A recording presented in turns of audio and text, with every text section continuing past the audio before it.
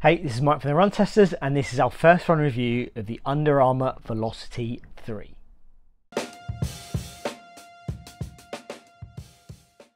So here's what you need to know about the Under Armour Velociti 3. This is the successor to the Velociti Wind 2. Under Armour has removed Wind from the name now, but this is ultimately part of the same series. It's still designed for the same types of runs. It's a kind of workhorse, kind of more up-tempo daily trainer style shoe, so something that you can do your kind of more up-tempo runs, but also ease off, and something that you can soak up a lot of mileage into. Now, price-wise, you are looking at £135 in the UK, $130 in the US, so similar to what the Velociti Wind shoes has come in previously. That puts it up against other kind of up-tempo kind of daily trainer shoes like the Puma Velociti Nitro 2. Yes, we are going to mention that. Things like the Asics Nova Blast 3. You're probably looking at things like the Hoka Mach 5. And then also the New Balance Fuel Cell Rebel V3. So it's in good company with those shoes that we've mentioned there. Now, in terms of the changes that's happened here, aside from the name change, we'll look at the upper first. And in terms of what we're getting in the upper, it is a new upper. So before we had this kind of warp style upper that Under Armour had really settled on. Now it's gone for a more flat knit style upper. And ultimately that's designed to give the upper and the shoe more structure, but also make it a more breathable shoe in general as well too. In terms of the midsole, it's still float, is still here like the previous two shoes. Now what Under Armour is saying is the midsole here of this version of float is softer than the one used on previous shoes, and that's designed to offer more protection and more cushioning, and ultimately to give it a bit more kind of life and durability when you are kind of, you know, using it for a lot of runs over your kind of training. In terms of the outsole, there are some changes in the outsole. The pattern looks relatively similar, but ultimately there's definitely a lot more rubber at the heel and at the forefoot here.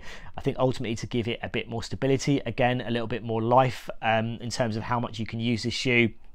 But ultimately it's there to give you that extra kind of stability overall. Another thing to mention here is the weight has gone up a little bit, and I've kind of looked at how the weight has gone up from the first version, the second version, up to the third version, and it's definitely got a little bit heavier. I've had mine in the UK size 8, so quite noticeable in terms of that weight. In terms of other things I should mention as well is that if you look inside this shoe, kind of lift up the insole, you don't have the kind of Under Armour connected element here to this shoe, so that's something that they've got rid of in this version of the Velociti. So if you want to track your runs from your shoe, you can't do that here on the Velociti 3.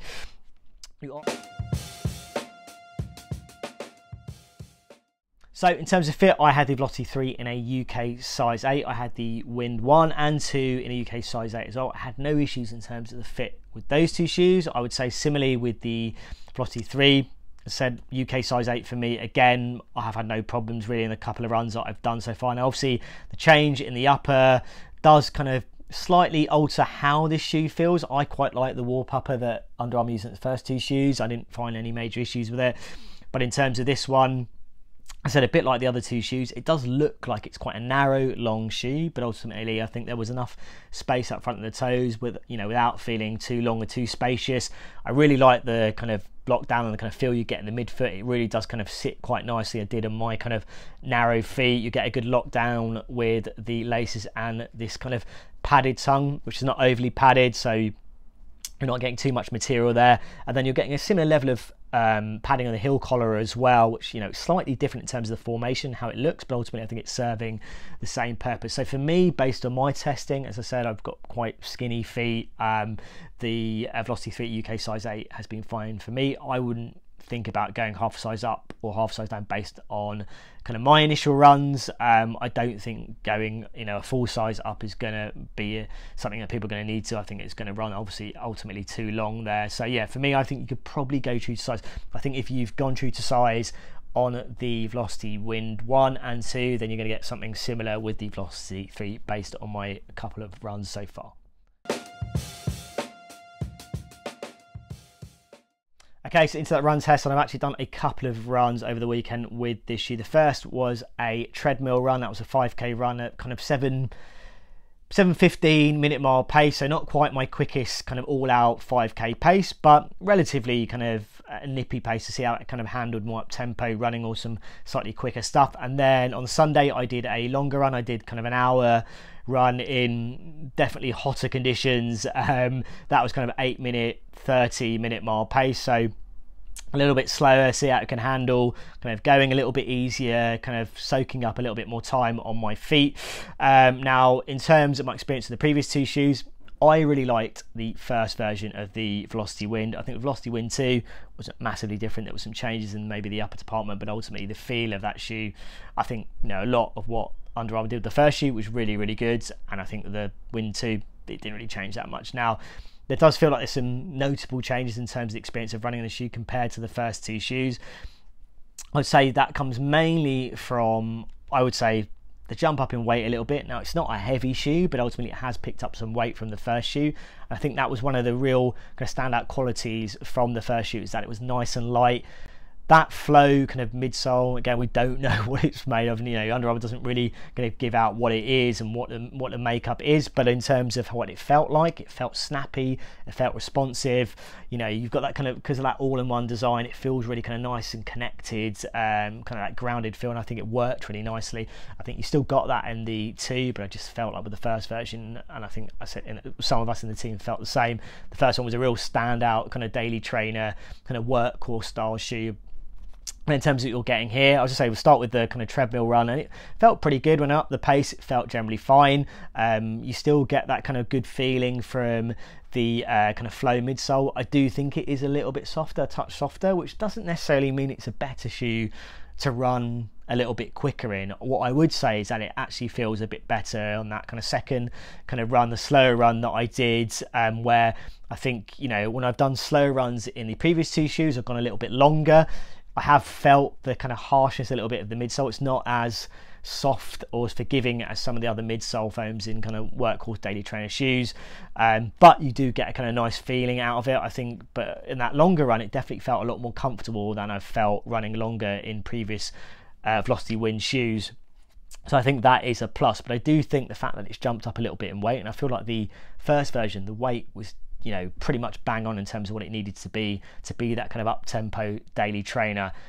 That made it work really well for the quicker stuff. I think jumping up a little bit weight, obviously the changes in terms of what you're getting at the outsole, everything is to make it a more comfortable, more stable shoe, I think, ultimately, that can handle better that kind of longer, kind of easier pace stuff.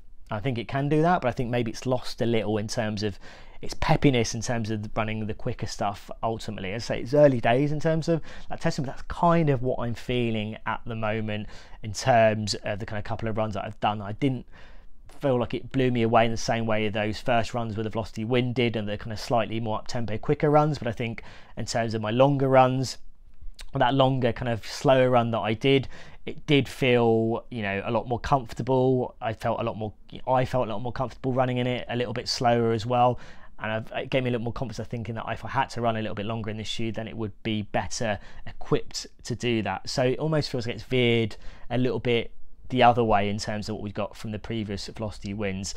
In terms of the outsole, as I said, there's definitely a bit more going on in terms of the level of rubber you're getting on the outsole here. I think ultimately it does give you something that feels a lot more stable, a lot more kind of comfortable, and a lot more kind of, you know, the grip for me was absolutely fine. I was just on pavements and roads, it's absolutely fine, but I think ultimately that's probably going to add a little bit of the weight that we didn't get on the previous two shoes. I don't think the outsole massively was an issue with the previous two shoes, but I think ultimately it probably did wear a little bit more in terms of, you know, using it on a more regular basis. So I definitely think if you're using this on a more regular basis, you're probably going to get a little bit more life out of that outsole, and I think a similar level in terms of the feeling of the grip and the outsole grip on roads and pavements, with the scope to maybe handle some lighter trails. I think it wouldn't be an issue here. So yeah, for me, in terms of how I felt for those first two runs, I feel that maybe this shoe has become a bit more better equipped in terms of those kind of easier, longer kind of, you know, runs that you probably want to do in a kind of daily trainer style shoe. Whereas I think maybe that kind of quicker run that I tried to do on the treadmill, it didn't feel as exciting as those first two shoes.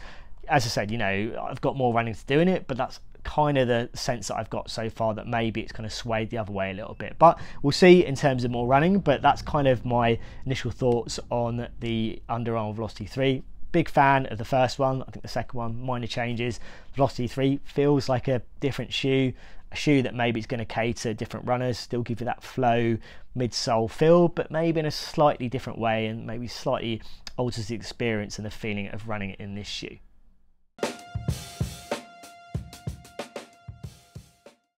So initial thoughts on the Under Armour Velociti 3 is that it feels like a pretty solid kind of workhorse daily trainer shoe. As I've kind of mentioned in my run test section, I do feel like the first version of this shoe was a real kind of highlight for Under Armour in terms of the running shoes that it's done recently. It felt like a really nice shoe to run some kind of more up-tempo stuff, some kind of quicker runs, and also give you scope to kind of ease off as well and run a little bit longer in it as well. I think what Under Armour's tried to do here is make this a better shoe to soak up a lot more time on your feet. I think ultimately from that point of view, I think it is better designed for that. It feels better designed for that, but maybe in the process it's lost a little bit of that kind of excitement that we got with the first version of this shoe. And then you think about other kind of up-tempo daily trainer shoes that it's probably going to be competing against, as I said, the ones that I've mentioned earlier on. So things like the Puma Velociti Nitro 2, which I think is a similar kind of category to this shoe, where it can handle some quicker stuff, but you can ease off it in as well.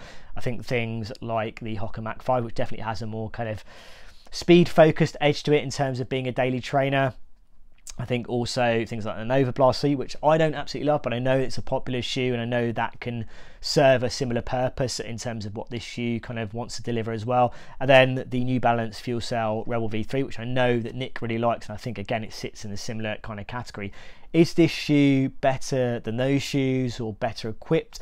Now, I can only talk about the shoes that I've tested. I think the Puma Velociti Nitro 2, I just feel that's a nicer shoe in general for me, and I think for the same sorts of runs, and it's got the same sort of versatility, and I think maybe it feels a little bit nicer to run a little bit quicker in. I think the midsole feels great on that Puma Velociti Nitro 2. I think things like the Hoka Mach 5, I think this is probably better suited to kind of soaking up a lot more time on your feet and those kind of easier miles. But if you wanted something that has a little bit of a kind of quicker edge to it, I think the Mach 5 feels nicer, and I would probably still go for that over this shoe. And then you've got the things like the Nova Blast 3, which again I didn't absolutely love. I kind of initially quite liked it. I think I know that's a daily trainer that works well for a lot of people in terms of handling a mixture of paces and sessions, and I think you're probably going to get something a little bit more enjoyable, a little bit more lively from that shoe. And then the Fuel Cell Rebel V3, which I know Nick really liked, and I think maybe that works a little bit nicer, based on Nick's kind of thoughts on the kind of quicker stuff. So I think it sits well with those other shoes. Does it better those other shoes that kind of sit around a price category? Maybe not, but it's early days. As I said, I really liked the first two versions of the shoe, most notably the first version. It's a shame it's gone up a little bit in weight. We're starting to see a bit of trend with some shoes on that front, and maybe it's lost a little bit of that kind of more up-tempo edge that we did get on the first version. But early days in terms of testing, as I said, plenty more testing to do. Definitely looking forward to seeing how it maybe handles some kind of more of the quicker stuff. Maybe I'll take it through a kind of track session as well, so it handles on that front as well. But I think, it's a very different kind of update to the previous Under Armour shoes. Is it necessarily a better shoe? Maybe in some aspects, but I think in terms of what we got from that first version, I think maybe it's lost something. And I think also, in terms of flow and as a midsole and the excitement that it may have had initially, I think there are other kind of midsole makeups and shoes and daily trainer shoes that maybe have kind of surpassed it slightly in terms of that kind of fun feeling and excitement that you're going to get from a kind of workhorse style shoe. So okay, so there have it, some initial thoughts on the Under Armour Velociti 3. Now, if you've got any questions about the shoes or other shoes you want to see it compared to, let us know in the comments. As always, like and subscribe, hit that little bell to find out about our latest videos, and see you for the next Run Testers video.